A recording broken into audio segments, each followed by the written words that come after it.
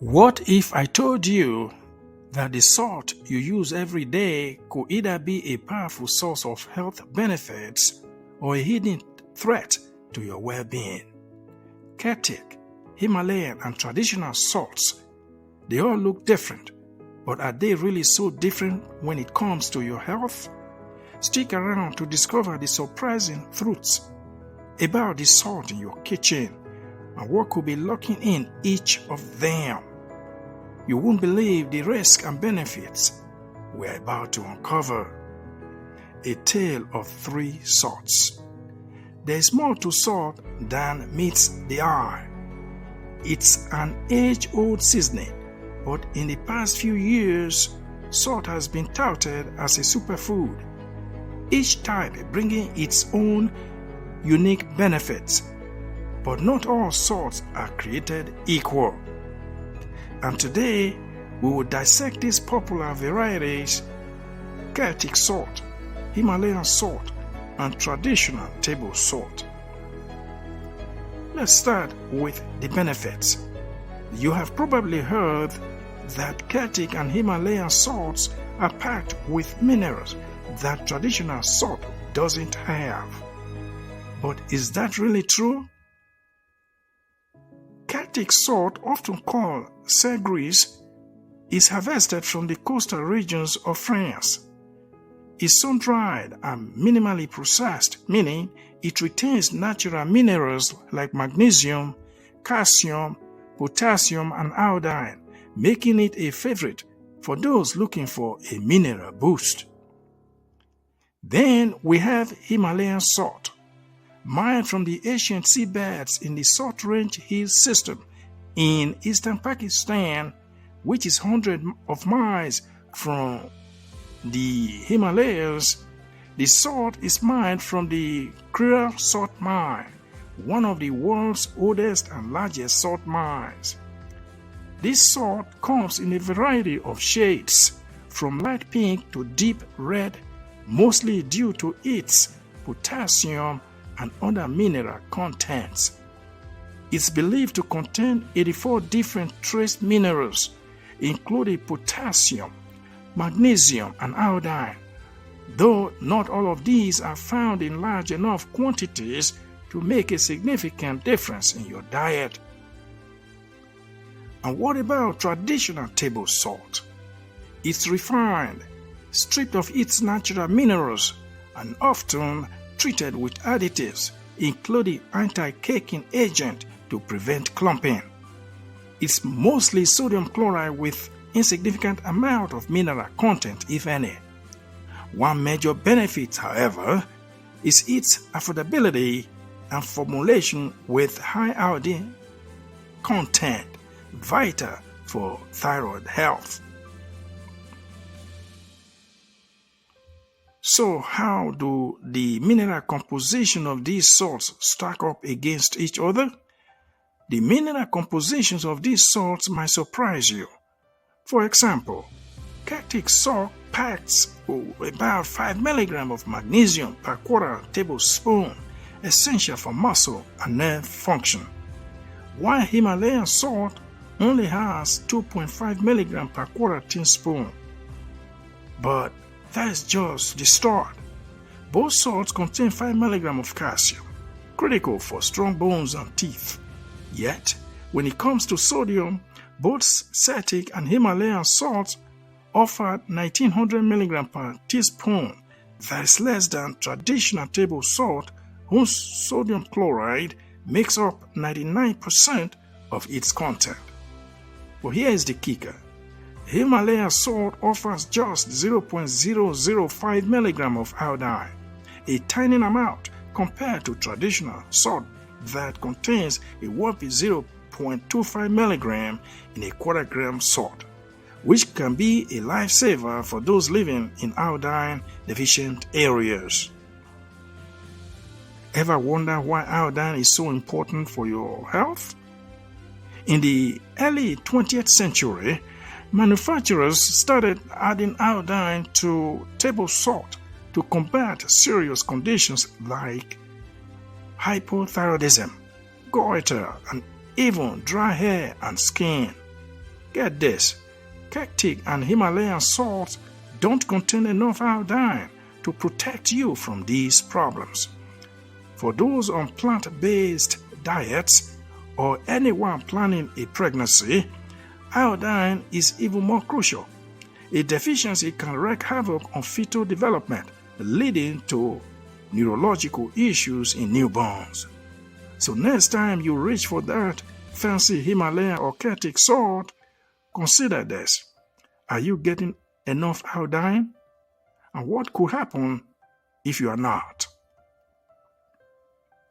Now let's look at the critical balance of salt we take and its clinical significance. But here's the catch. Too much salt, even the healthier salts, can be dangerous. This is where things get tricky. If you have certain medical conditions, using these salts in excess could pose a significant risk. Excessive salt intake can lead to serious conditions like hypertension, heart disease, and stroke. Studies have shown that a high salt diet can significantly raise blood pressure, especially in those with high sensitivity to salt.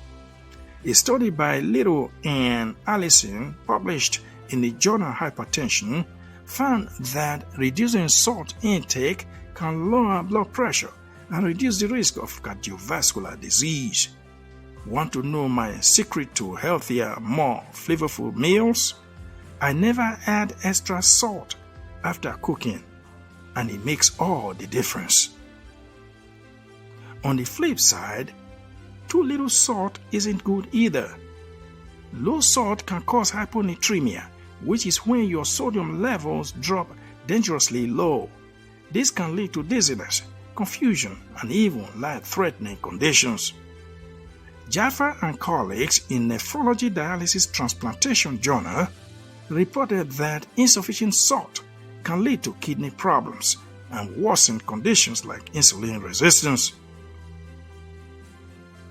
Now, let's turn our attention to their heavy metal contents. While Himalaya and Celtic salts are often celebrated for their purity and health benefits, recent research has raised concerns about the presence of harmful elements like mercury, lead, and cadmium. As we consume these salts along with other food sources, we may be unknowingly adding to our exposure these toxic metals. But here's the kicker. How much is too much?